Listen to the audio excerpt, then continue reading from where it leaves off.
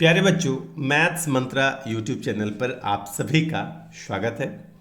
हम लोग class 10 mathematics के प्रश्नावली 3.7 एक ऐच्छिक प्रश्नावली है। इसके प्रश्न नंबर 6 को यहाँ हम लोग डिस्कस करेंगे, हल करेंगे।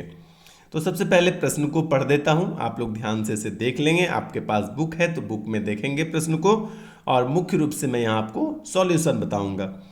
प्रश्न है, समीकरणों 5x minus y is equal to 5 और 3x minus y is equal to 3 के ग्राफ खींचिए। इन रेखाओं और y अक्ष से बने त्रिभुज के शीर्षों के निर्देशांक ज्ञात कीजिए। इस प्रकार बने त्रिभुज के क्षेत्रफल का परिकलन कीजिए।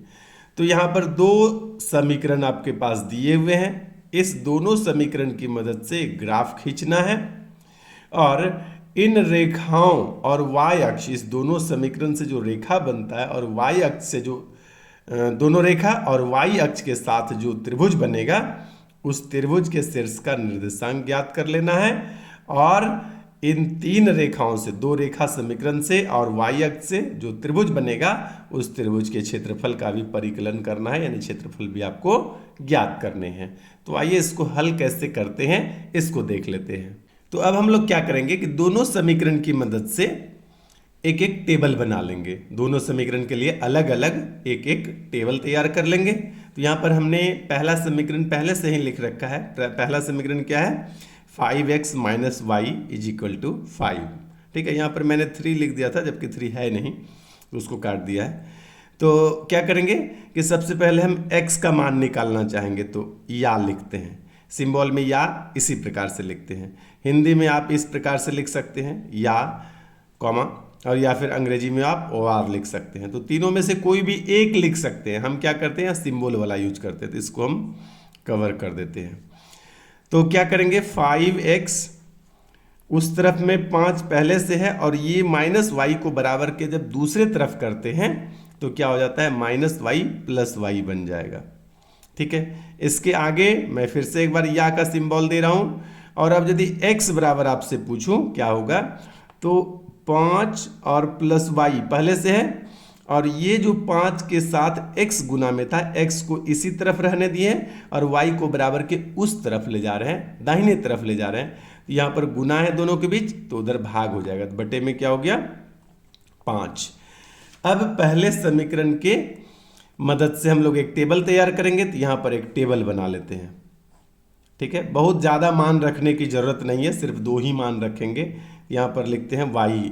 तो y का मान हम एक बार प्लस में 5 रखते हैं। प्लस लिखने की ज़्यादा जरूरत थी नहीं।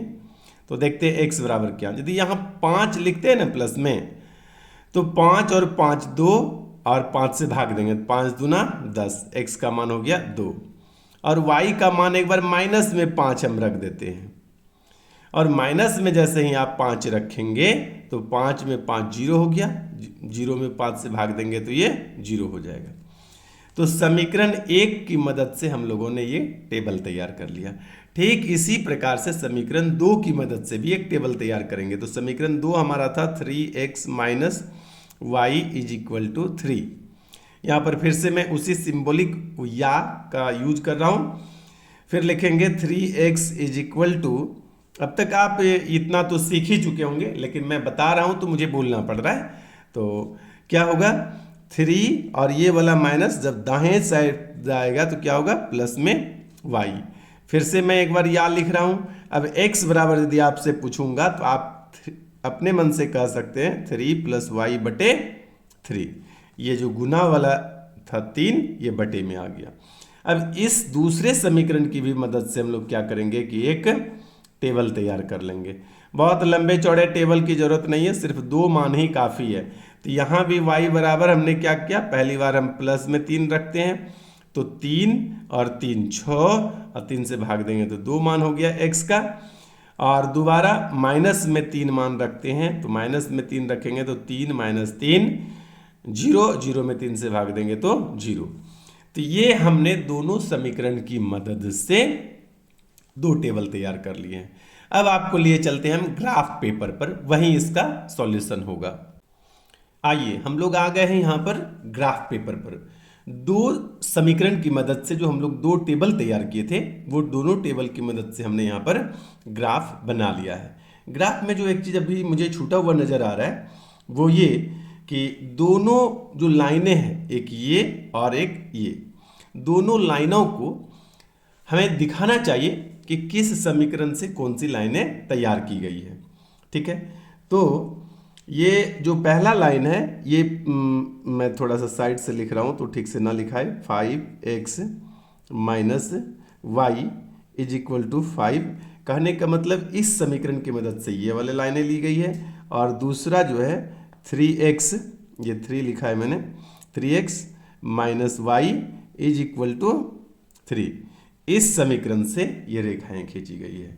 तो दोनों रेखा के बगल में समीकरण लिखना जरूरी है, नहीं तो पता नहीं चलेगा कि किस समीकरण से आपने कौन सी रेखाएं खींची है।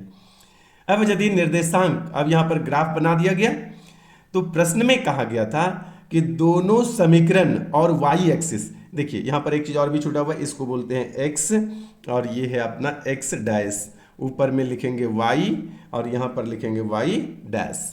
ठीक है, तो ये वाला हमारा एक्स एक्सिस है, एक्स अक्ष है, जबकि ये वाला हमारा वाई एक्सिस है यानी वाई अक्ष है। तो कहा दोनों समीकरण और वाई एक्सिस के साथ जो त्रिभुज बनेगा उस त्रिभुज का निर्देशांक ज्ञात कर लेना है।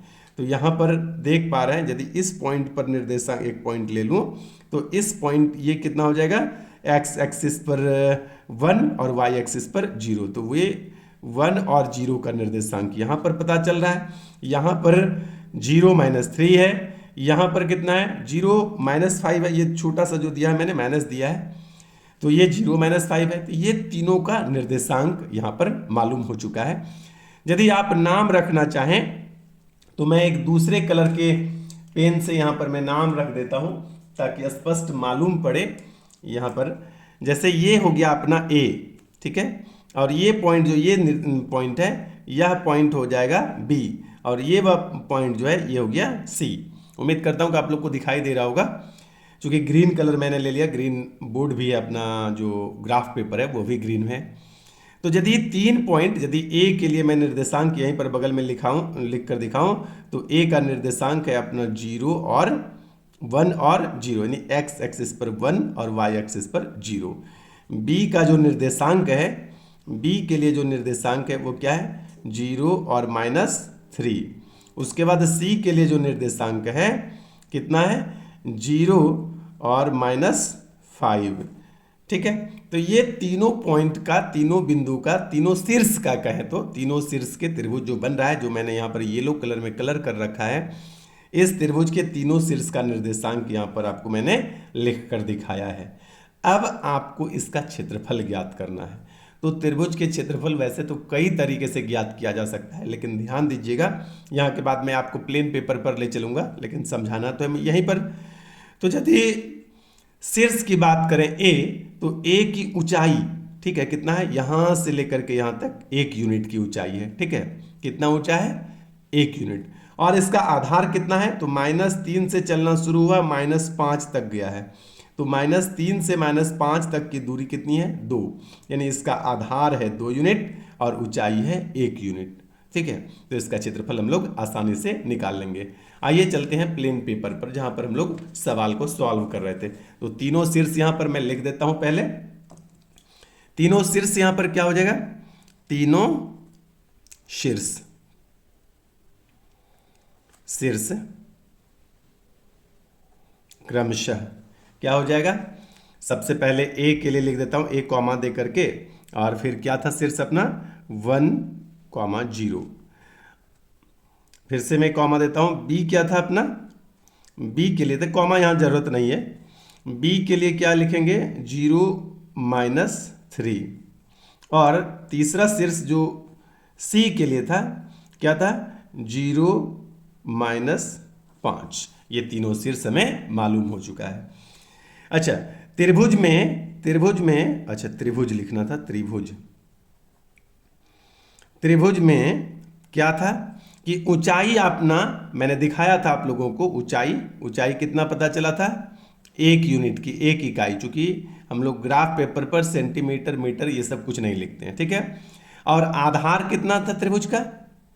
त्रिभुज का आधार था -3 से चल करके -5 तक इसका आधार था। तो 2 यूनिट यानी 2 इकाई जो है इसका आधार की लंबाई थी। तो आपको ऊंचाई मालूम हो, आधार मालूम हो, तो त्रिभुज का क्षेत्रफल क्या हो जाएगा? त्रिभुज का क्षेत्रफल बराबर हो जाता है 1/2 गुना आधार और गुना ऊंचाई, ठीक है। तो 1/2 तो 1/2 ही लिखाएगा, आधार की जगह क्या लिख देंगे? 2, और ऊंचाई की जगह क्या लिखेंगे? 1। तो ये 2 से एक बार में कट जाएगा, यानी कि 1 वर्ग इकाई इसका क्या हो जाएगा? क्षेत्रफल हो जाएगा, ठीक है। तो ये हो गया अपना कंप्लीट आंसर। उम्मीद करता हूं कि आप लोग अच्छी तरीके से समझ चुके होंगे। बने रहेंगे मैथ्स मंत्रा के साथ। नेक्स्ट वीडियो पर मिलते हैं। अभी इतना ही, धन्यवाद।